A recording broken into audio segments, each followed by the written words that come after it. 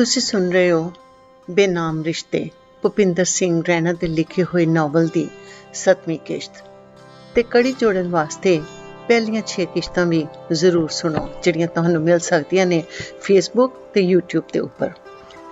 ਨੰਦੇੜ ਸਾਹਿਬ ਗੁਰਦੁਆਰਾ ਪ੍ਰਬੰਧਕ committee ਤੋਂ ਫੁਰਮਾਨ ਆ ਗਿਆ ਪ੍ਰੀਤੀ ਤੇ ਬਬਲੂ ਦੇ ਜਾਣ ਦਾ। ਪ੍ਰਧਾਨ ਸਾਹਿਬ ਆਪੇ ਬਲਬੀਰ ਦੇ ਪਿੰਡ ਆਏ ਤੇ ਉਹਦੇ ਪਿਤਾ ਨੂੰ ਪੂਰਾ ਭਰੋਸਾ ਦੇ ਕੇ ਪਤੀ ਪਤਨੀ ਨੂੰ ਸ੍ਰੀਨਗਰ ਲੈ ਗਏ। 2-4 ਦਿਨਾਂ ਵਿੱਚ ਉਹਨਾਂ ਦੀ ਰਵਾਨਗੀ ਦਾ ਇੰਤਜ਼ਾਮ ਕਰ ਦਿੱਤਾ।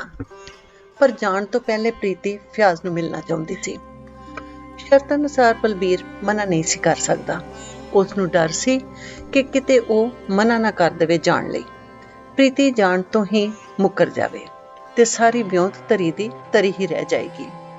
ਉਸਨੇ ਹਾਮੀ ਭਰ ਲਈ ਤੇ ਪੁੱਛਿਆ, ਇਕੱਲੀ ਜਾਏਂਗੀ ਕਿ ਮੈਂ ਨਾਲ ਚੱਲਾਂ? ਤੂੰ ਜਾ ਕੇ ਕੀ ਕਰੇਂਗਾ? ਮੈਂ ਆਪੇ ਹੀ ਚਲੀ ਜਾਵਾਂਗੀ, ਪ੍ਰੀਤੀ ਦਾ ਬੇਧੜਕ ਜਵਾਬ ਸੀ। ਵਾਪਸ ਵੀ ਆਵੇਂਗੀ? ਬਲਬੀਰ ਨੇ ਪੁੱਛਿਆ। ਕਿਉਂ ਨਹੀਂ, ਮੇਰਾ ਫੈਸਲਾ ਅਟੱਲ ਹੈ, ਸਿਰਫ ਤੂੰ ਆਪਣੀ ਸ਼ਰਤ ਤੇ ਰਹਿਣਾ ਹੈ, ਕਹਿ ਕੇ ਤਿਆਰ ਹੋਈ ਤੇ ਨਿਕਲ ਗਈ। ਉਹਨੂੰ ਪਤਾ ਸੀ ਕਿ ਫਿਆਜ਼ ਕਿੱਥੇ ਮਿਲ ਸਕਦਾ ਹੈ।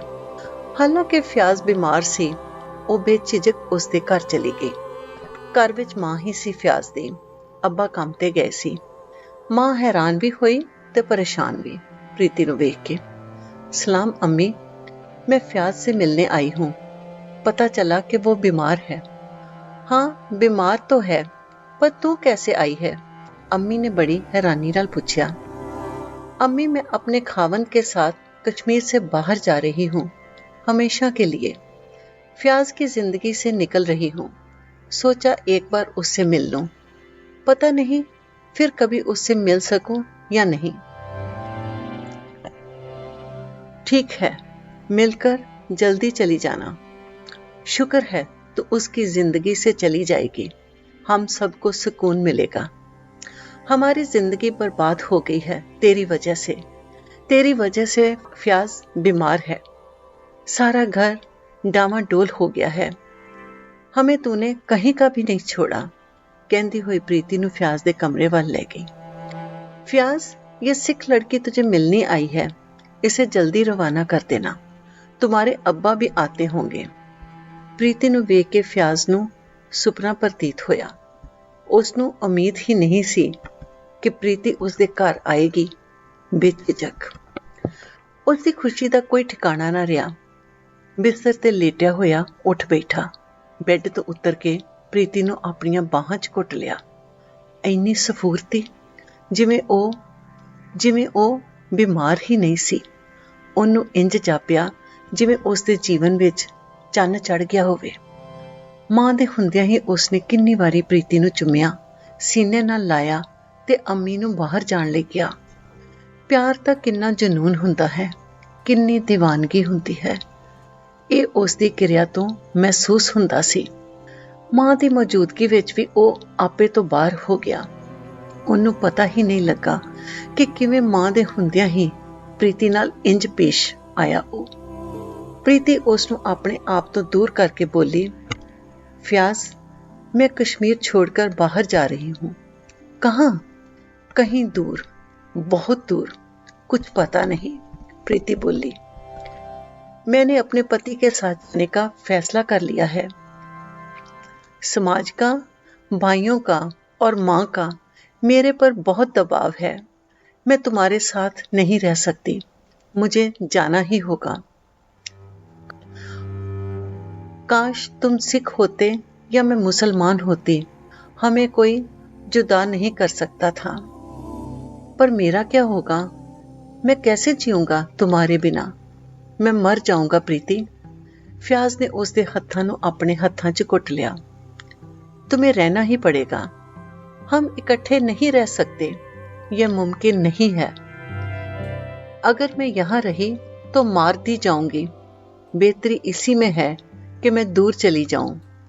मेरा तुम्हारा रिश्ता कायम रहेगा। तुम जब चाहो मुझे मिलने आ सकते हो। मैं तुम्हारी अमानत बनकर रहूंगी। मैं जहाँ जाऊंगी तुम्हें खबर करूंगी। जब भी तुम्हें फुर्सत मिले मुझे मिलने आ सकते हो, प्रीति ने भरोसा देंदे कहा। पर यह कैसे मुमकिन है? सारी जिंदगी चोरों की तरह मिलेंगे। और कोई चारा नहीं है। मेरा मशवरा है कि तुम भी शादी कर लो। मैं दोहरी जिंदगी नहीं जी सकता हूँ। मोहब्बत एक औरत से करूं और घर दूसरी के साथ बसाऊं। ऐसा ही करना पड़ेगा तुम्हें। इसके बगैर कोई रास्ता नहीं। मैंने अपने खावंद से ये शर्त मनवा ली है। तुम जब चाहो मिल सकते हो। वो कोई एतराज नहीं करेगा। ऐसा मुमकिन नहीं हो सकता। वो तुम मेरे पर छोड़ दो। मैं यहां से किसी दिन भी जा सकती हूँ। तुमसे आखिरी बार मिलने आई हूँ। यहां रहते मिल नहीं सकूंगी। मैं जहां भी जाऊंगी तुम्हें खत लिख दूंगी। जब तुम आ सको आ जाना। अब मुझे जाने दो। ठीक हो जाओ। हम जिस्म से अलग रहेंगे पर रूह हमारी एक ही है। हिम्मत करो और इस जुदाई को बर्दाश्त करो। मैं चलती हूँ। ते प्रीति विदा हो गई। एक अध्याय ਨੂੰ ਵਿਸ਼ਰਾਮ ਲੱਗ ਗਿਆ ਪਰ ਅੰਤ ਨਹੀਂ ਹੋਇਆ। ਕੁਝ ਦਿਨਾਂ ਦੀ ਉਡੀਕ ਤੋਂ ਬਾਅਦ ਬਲਬੀਰ ਤੇ ਪ੍ਰੀਤੀ ਨੂੰ ਨੰਦੇੜ ਰਵਾਨਾ ਕਰ ਦਿੱਤਾ। ਆਪਣੇ ਵਤਨ ਤੋਂ ਦੂਰ ਦੂਸਰੀ ਥਾਂ ਚਲੇ ਗਏ, ਜਿੱਥੇ ਨਾ ਕੋਈ ਜਾਣੂ ਨਾ ਕੋਈ ਆਪਣਾ, ਇੱਕ ਵੱਖਰਾ ਸਮਾਜ, ਵੱਖਰੇ ਲੋਕ, ਵੱਖਰਾ ਵਾਤਾਵਰਣ। ਨਵੀਂ ਥਾਂ ਤੇ ਜਾਣ ਦਾ ਕੋਈ ਉਤਸ਼ਾਹ ਵੀ ਨਹੀਂ ਸੀ, ਕੇਵਲ ਜ਼ਿੰਦਗੀ ਚਲਾਉਣ ਲਈ ਇੱਕ ਸਮਝੌਤਾ ਸੀ। ਗੁਰਦੁਆਰਾ ਸਾਹਿਬ ਵਿੱਚ ਇੱਕ ਕਮਰਾ ਮਿਲ ਗਿਆ। ਕੰਮ ਕਾਜ ਦਾ ਵੇਰਵਾ ਦੱਸ ਦਿੱਤਾ ਗਿਆ ਤੇ ਸੇਵਾ ਦਾ ਕੰਮ ਮਿਲ ਗਿਆ। ਰੋਟੀ ਲੰਗਰ ਚੋਂ ਖਾਣੀ ਸੀ। ਕੱਪੜੇ ਲੱਤੇ ਤੇ ਹੋਰ ਖਰਚੇ ਲਈ ਤਨਖਾਹ ਲੱਗ ਗਈ ਤੇ ਵਾਹਿਗੁਰੂ ਦੇ ਚਰਨਾਂ ਵਿੱਚ ਰਹਿ ਕੇ ਗੁਰਬਾਣੀ ਸੁਣਨੀ ਤੇ ਆਤਮਿਕ ਚਿੰਤਨ ਕਰਨ ਦਾ ਸਮਾਂ ਮਿਲ ਗਿਆ ਸੀ। ਬਲਬੀਰ ਦਾ ਮਨ ਤਾਂ ਰੁੱਝ ਗਿਆ, ਪਰ ਪ੍ਰੀਤੀ ਹਮੇਸ਼ਾ ਫਿਆਜ਼ ਦੀ ਸੋਚ ਵਿੱਚ ਰਹਿੰਦੀ, ਉਸ ਨੂੰ ਯਾਦ ਕਰਦੀ ਤੇ ਉਖੜੀ ਉਖੜੀ ਰਹਿੰਦੀ। ਤਰਕੀਬ ਸੋਚਦੀ ਕਿ ਕਿਵੇਂ ਉਹਨੂੰ ਪੱਤਰ ਲਿਖੇ, ਕਿਵੇਂ ਬੁਲਾਏ ਤੇ ਕਿੱਥੇ ਬੁਲਾਏ। ਉੱਥੇ ਬੁਲਾਉਣਾ ਬਹੁਤ ਮੁਸ਼ਕਲ ਸੀ। ਕਿਵੇਂ ਮਿਲ ਸਕਦੀ ਹੈ? ਕਿਸੇ ਨੂੰ ਪਤਾ ਲੱਗ ਜਾਵੇਗਾ ਤਾਂ ਫਿਆਜ਼ ਦੇ ਟੋਟੇ ਟੋਟੇ ਕਰ ਦੇਣਗੇ, ਉਸ ਦੀ ਗੁੱਤਨੀ ਪੁੱਟ ਕੇ ਹੱਥ ਵਿੱਚ ਫੜਾ ਦੇਣਗੇ। ਇੱਥੇ ਰਹਿਣ ਜੋਗੀ ਨਹੀਂ ਰਹੇਗੀ। ਇਹ ਸਭ ਸੋਚ ਕੇ ਉਸਨੇ ਆਪਣੇ ਆਪ ਨੂੰ ਕਾਬੂ ਵਿੱਚ ਰੱਖਿਆ ਹੋਇਆ ਸੀ। ਉਸ ਦਾ ਮਨ ਕਿਸੇ ਕੰਮ ਵਿੱਚ ਲੱਗਦਾ ਨਹੀਂ ਸੀ। ਬਲਬੀਰ ਸਭ ਅਨੁਭਵ ਕਰਦਾ ਸੀ, ਉਸ ਨੂੰ ਸਮਝਾਉਂਦਾ ਰਹਿੰਦਾ। ਪ੍ਰੀਤੀ ਦੇ ਜੀਵਨ ਦਾ ਵੀ ਇੱਕੋ ਅਜੀਬੋ ਗਰੀਬ ਪੜਾਵ ਸੀ। ਕਦੀ ਆਪਣੇ ਬਾਰੇ ਸੋਚਦੀ, ਛੱਤ ਤੇ ਟਿਕਟਿਕੀ ਲਗਾ ਕੇ ਜੀਵਨ ਦੀ ਸਾਰੀ ਕਹਾਣੀ ਉਸਦੀ ਅੱਖਾਂ ਅੱਗੇ ਫੈਲ ਜਾਂਦੀ। ਫਿਆਜ਼ ਦੇ ਨਾਲ ਪਿਆਰ ਤੇ ਉਸ ਲਈ ਘਰ ਬਾਹਰ ਭੈਣ ਭਰਾਵਾਂ ਨੂੰ ਛੱਡ ਕੇ ਭੱਜ ਜਾਣਾ, ਆਪਣੇ ਪਰਿਵਾਰ ਨੂੰ ਬਦਨਾਮ ਬੇਇੱਜ਼ਤ ਕਰਵਾਉਣਾ, ਫਿਰ ਵਾਪਸ ਆ ਕੇ ਬਲਬੀਰ ਨਾਲ ਵਿਆਹ ਕਰਨਾ। ਵਿਆਹ ਵੀ ਕਿਹੋ ਜਿਹੇ ਹਾਲਾਤਾਂ ਵਿੱਚ ਹੋਇਆ। ਫਿਰ ਕੁਲਦੀਪ ਨੇ ਕਿਵੇਂ ਧੋਖਾ ਦੇ ਕੇ ਉਸ ਦੀ ਇੱਜ਼ਤ ਲੁੱਟੀ ਤੇ ਫਿਰ ਫਿਆਜ਼ ਕੋਲ ਚਲੇ ਜਾਣਾ। ਇਹਨਾਂ ਘਟਨਾਵਾਂ ਨੇ ਉਸ ਦੀ ਅੰਦਰ ਦੀ ਤੀਵੀਂ ਨੂੰ ਮਾਰ ਦਿੱਤਾ ਸੀ। ਉਹ ਪੂਰੀ ਤਰ੍ਹਾਂ ਟੁੱਟ ਚੁੱਕੀ ਸੀ। ਉਸ ਦਾ ਆਤਮ ਸਨਮਾਨ ਮਿੱਟੀ ਵਿੱਚ ਮਿਲ ਗਿਆ ਸੀ। ਸਿਰਫ ਜ਼ਿੰਦਾ ਲੋਥ ਸੀ, ਜ਼ਿੰਦਾ ਸਰੀਰ ਸੀ। ਅਗਰ ਕੁਝ ਉਹਦੇ ਅੰਦਰ ਬਚਿਆ ਹੋਇਆ ਸੀ ਤਾਂ ਫਿਆਜ਼ ਵਾਸਤੇ ਥੋੜੀ ਜਗ੍ਹਾ, ਕਿਉਂਕਿ ਉਹ ਉਸ ਦਾ ਪਿਆਰ ਸੀ। ਉਸ ਦੇ ਦੁੱਖ ਦੇ ਛਾਲੇ ਛਿੱਲੇ ਗਏ ਸਨ, ਰੂਹ ਦੇ ਛਾਲੇ ਫਿਸ ਗਏ ਸਨ ਤੇ ਛਾਲਿਆਂ ਵਿੱਚੋਂ ਟਪਕਦਾ ਮੁਆਦ ਵੀ ਉਸ ਦਾ ਜੀਵਨ ਬਣ ਕੇ ਰਹਿ ਗਿਆ ਸੀ। ਉਸ ਨੂੰ ਕਿਸੇ ਨਾਲ ਕੋਈ ਹਮਦਰਦੀ ਨਹੀਂ ਸੀ, ਕਿਸੇ ਲਈ ਕੋਈ ਮਾਨ ਸਨਮਾਨ ਨਹੀਂ ਸੀ ਬਚਿਆ ਉਸ ਦੇ ਮਨ ਵਿੱਚ। ਸਿਰਫ ਲੋਕ ਲਾਜ ਕਾਰਨ ਮਜਬੂਰੀ ਵਿੱਚ ਉਹ ਬਲਬੀਰ ਨਾਲ ਵਕਤ ਬਿਤਾ ਰਹੀ ਸੀ। ਆਪਣੇ ਲਈ ਉਸ ਦੇ ਮਨ ਵਿੱਚ ਇੱਜ਼ਤ ਦੀ ਕੋਈ ਭਾਵਨਾ ਵੀ ਨਹੀਂ ਸੀ ਰਹੀ। ਹੌਲੀ ਹੌਲੀ ਵਕਤ ਬੀਤਦਾ ਗਿਆ। ਨੰਦੇੜ ਵਿੱਚ 2 ਸਾਲ ਤੋਂ ਵੱਧ ਸਮਾਂ ਹੋ ਗਿਆ ਸੀ ਉਹਨਾਂ ਨੂੰ ਰਹਿੰਦਿਆਂ। ਬਲਬੀਰ ਨੂੰ ਜਾਪਣ ਲੱਗ ਪਿਆ ਸੀ ਕਿ ਪ੍ਰੀਤੀ ਫਿਆਜ਼ ਨੂੰ ਭੁੱਲ ਗਈ ਹੈ। ਕਦੀ ਉਸ ਦੀ ਚਰਚਾ ਨਹੀਂ ਹੋਈ, ਕਦੀ ਪ੍ਰੀਤੀ ਨੇ ਫਿਆਜ਼ ਨੂੰ ਮਿਲਣ ਦਾ ਜ਼ਿਕਰ ਨਹੀਂ ਸੀ ਕੀਤਾ। ਥੋੜਾ ਪਾਠ ਪੂਜਾ ਵੱਲ ਵੀ ਉਹਦਾ ਧਿਆਨ ਲੱਗਦਾ ਸੀ। ਬਲਬੀਰ ਬਾਹਰ ਅੰਦਰ ਵੀ ਜਾਂਦਾ। ਉਸ ਦੇ ਮਨ ਵਿੱਚ ਆਇਆ ਕਿ ਕਿਤੇ ਥਾਂ ਵੇਖ ਕੇ ਹਾਈਵੇ ਤੇ ਕੋਈ ਢਾਬਾ ਖੋਲ ਲਵੇ ਕਿ ਸਾਰੀ ਉਮਰ ਸੇਵਾਦਾਰੀ ਹੀ ਕਰਦਾ ਰਹੇਗਾ। ਇਸ ਵਿਚਾਰ ਨੇ ਇੱਕ ਉਮੰਗ ਜਿਹੀ ਭਰ ਦਿੱਤੀ ਉਸ ਦੇ ਮਨ ਵਿੱਚ ਤੇ ਉਹ ਕੋਸ਼ਿਸ਼ ਵਿੱਚ ਲੱਗ ਗਿਆ। ਥਾਂ ਵੀ ਵੇਖ ਲਈ, ਪੂਰਾ ਪਲਾਨ ਵੀ ਬਣ ਗਿਆ, ਖਰਚੇ ਦਾ ਅੰਦਾਜ਼ਾ ਵੀ ਲਾ ਲਿਆ। ਕੁਝ ਪੈਸੇ ਉਸਨੇ ਬਚਾਏ ਹੋਏ ਸਨ। ਦੋਵਾਂ ਨੂੰ ਸੇਵਾਦਾਰੀ ਦੀ ਤਨਖਾਹ ਮਿਲਦੀ ਸੀ ਤੇ ਖਰਚਾ ਕੋਈ ਖਾਸ ਨਹੀਂ ਸੀ। ਥੋੜੇ ਪੈਸੇ ਉਸਨੇ ਆਪਣੇ ਪਿਤਾ ਤੋਂ ਮੰਗਾ ਲਏ ਤੇ ਢਾਬਾ ਸ਼ੁਰੂ ਕਰ ਦਿੱਤਾ।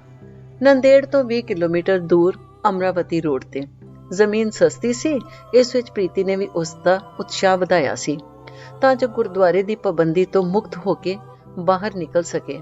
ਉਸ ਦਾ ਆਪਣਾ ਮਕਸਦ ਸੀ।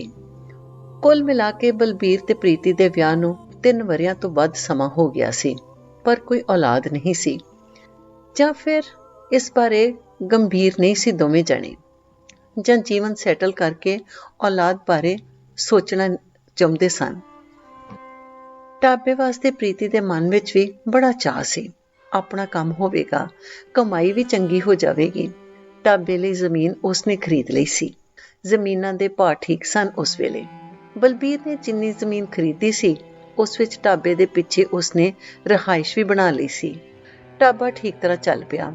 ਜ਼ਿਆਦਾਤਰ ਟਰੱਕਾਂ ਵਾਲੇ ਪੰਜਾਬੀ ਡਰਾਈਵਰ ਆਉਣੇ ਸ਼ੁਰੂ ਹੋ ਗਏ। ਦਿਨ ਬ ਦਿਨ ਕੰਮ ਵੱਧਦਾ ਗਿਆ ਤੇ ਕਾਫੀ ਰੌਣਕ ਹੋ ਗਈ।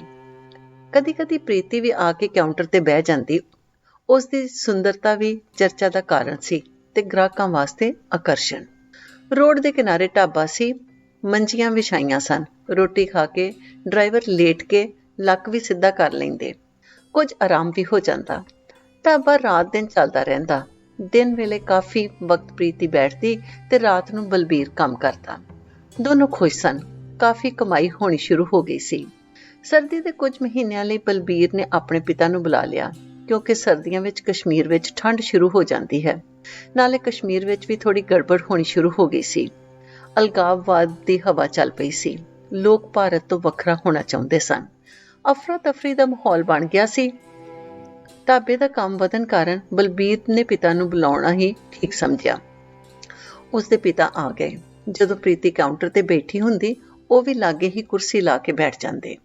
ਕੋਈ ਵੀ ਆਦਮੀ ਪੈਸੇ ਦੇਣ ਲੱਗਿਆਂ ਜਾਂ ਰੋਟੀ ਦਾ ਆਰਡਰ ਦਿੰਦੇ ਕੋਈ ਗਲਤ ਗੱਲ ਨਹੀਂ ਕਰਦਾ, ਜਿਵੇਂ ਡਰਾਈਵਰਾਂ ਨੂੰ ਟਿਚਕਰਾਂ ਕਰਨ ਦੀ ਆਦਤ ਹੁੰਦੀ ਹੈ। ਪ੍ਰੀਤੀ ਦਾ ਵੀ ਭਰੋਸਾ ਵੱਧ ਗਿਆ ਸੀ। ਪਿਤਾ ਜੀ ਉਸ ਨੂੰ ਸੰਘਣੇ ਬੂਟੇ ਦੀ ਛਾਂ ਵਰਗੇ ਲੱਗਦੇ ਤੇ ਉਹ ਆਪਣੇ ਆਪ ਨੂੰ ਬਹੁਤ ਮਹਿਫੂਜ਼ ਮਹਿਸੂਸ ਕਰਦੀ। ਬਲਬੀਰ ਵੀ ਬੇਫਿਕਰਾ ਹੋ ਗਿਆ, ਜਿਵੇਂ ਪਿਤਾ ਦੇ ਆਉਣ ਨਾਲ ਉਸ ਦੀ ਜ਼ਿੰਮੇਵਾਰੀ ਤੇ ਚਿੰਤਾ ਘਟ ਗਈ ਸੀ। ਨਹੀਂ ਤੇ ਪ੍ਰੀਤੀ ਦੀ ਹਮੇਸ਼ਾ ਦੀ ਹੀ ਚਿੰਤਾ ਕਰਦਾ ਰਹਿੰਦਾ ਸੀ। ਇੰਝ ਹੀ 4-6 ਮਹੀਨੇ ਪਿਤਾ ਨੇ ਉੱਥੇ ਗੁਜ਼ਾਰੇ ਤੇ ਗਰਮੀ ਸ਼ੁਰੂ ਹੁੰਦੇ ਹੀ ਕਸ਼ਮੀਰ ਚਲੇ ਗਏ। ਕਸ਼ਮੀਰ ਵਿੱਚ ਉਹਨਾਂ ਦਾ ਠੀਕ ਠਾਕ ਜ਼ਿਮੀਂਦਾਰਾ ਸੀ। ਇੱਕ ਗੱਲ ਦੀ ਬੜੀ ਚਿੰਤਾ ਤੇ ਫਿਕਰ ਸੀ ਕਿ ਉਹਨਾਂ ਨੇ ਕਿ ਬਲਬੀਰ ਦੇ ਘਰ ਕੋਈ ਔਲਾਦ ਨਹੀਂ ਹੋਈ। ਜਾਣ ਲੱਗੇ ਕਹਿ ਗਏ ਕਿ ਜ਼ਿੰਦਗੀ ਰਹੀ ਤੇ ਸਰਦੀਆਂ ਵਿੱਚ ਫਿਰ ਆਵਾਂਗਾ ਤੇ ਤੁਹਾਡੇ ਦੋਨਾਂ ਤੋਂ ਖੁਸ਼ਖਬਰੀ ਦੀ ਆਸ ਰੱਖਾਂਗਾ। ਇਹ ਸੀ ਬੇਨਾਮ ਰਿਸ਼ਤੇ ਦੀ 7ਵੀਂ ਕਿਸ਼ਤ ਤੇ 8ਵੀਂ ਕਿਸ਼ਤ ਬਹੁਤ ਜਲਦੀ ਲੈ ਕੇ ਹਾਜ਼ਰ ਹੋਵਾਂਗੇ।